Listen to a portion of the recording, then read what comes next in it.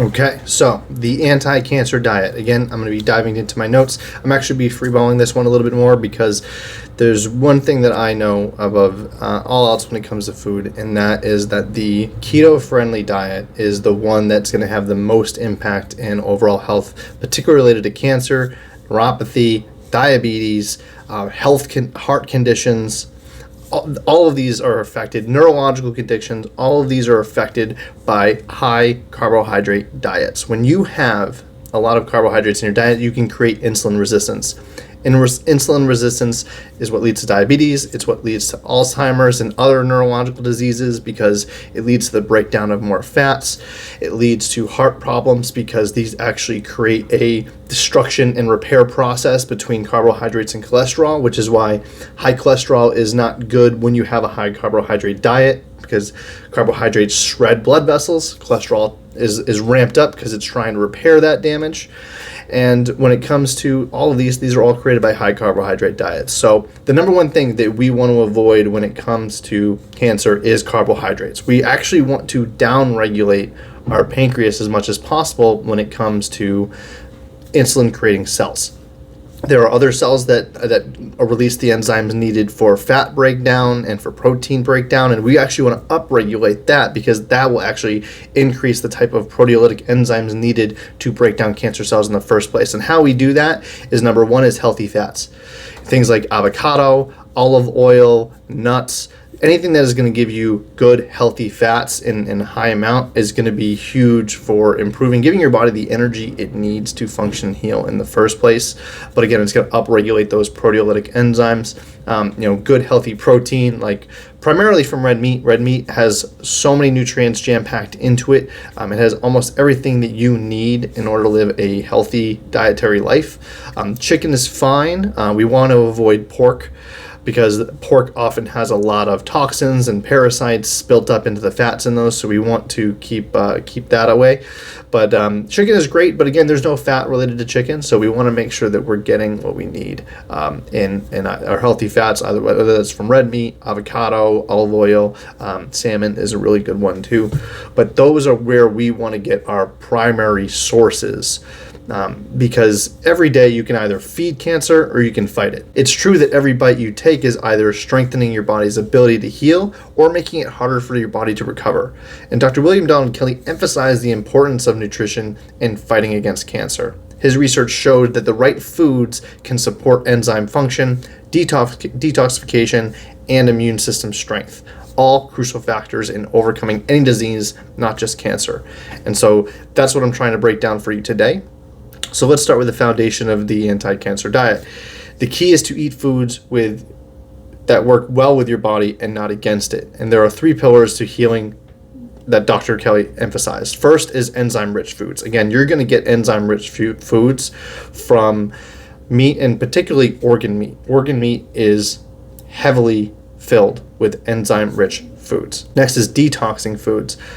This isn't as important. I mean, there are tons of different things like garlic, turmeric, onions, beets. Those are really good. We don't want to be super heavy on leafy greens, just because, again, they have their own cancer factors in those. So they can be hard to help, break down cancer if it's already producing its own cancer factors.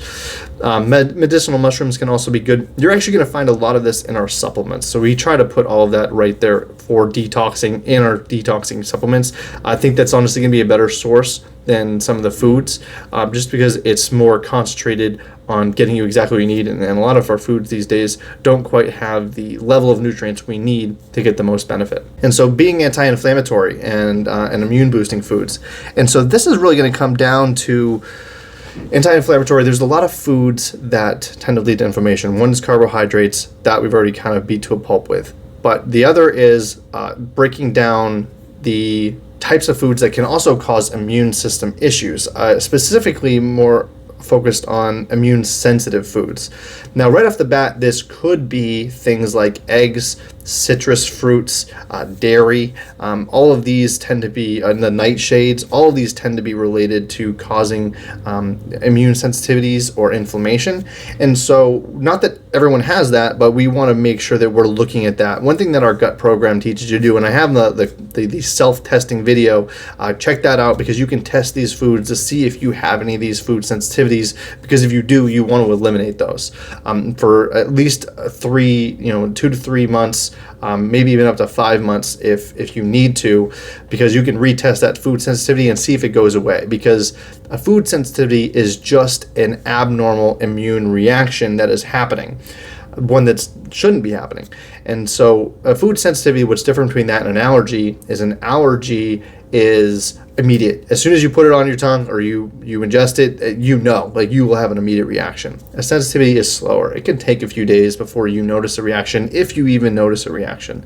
So we want to make sure that we're addressing those food sensitivities when we're looking at reversing cancer. What should your plate look like? Honestly, a steak with eggs, and again, I know that can be a food sensitivity and you're going to want to test that, but a steak with eggs is probably that was cooked in olive oil, that has an avocado on the side. That's probably the healthiest thing you can eat, with a glass of water and a small eighth of a teaspoon of salt mixed in, to give your body all the hydration and absorption it needs for that. Now, if you're looking for more variety, our programs have great resources in terms of recipes.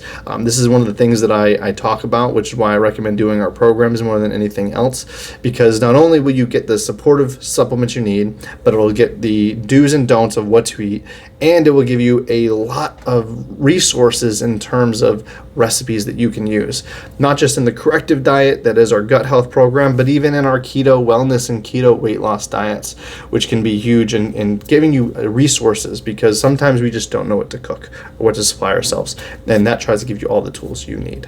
So that makes meal planning and prepping really simple. Sometimes it's just about doing simple swaps here and there as you first get started. Swapping out a sugary cereal, introducing some fasting. Fasting can also be huge when it comes to cancer, because the more we fast, the more that our immune system can reset. A 72-hour fast will cause the immune cells to start to flip and reset and replace the old ones with new ones.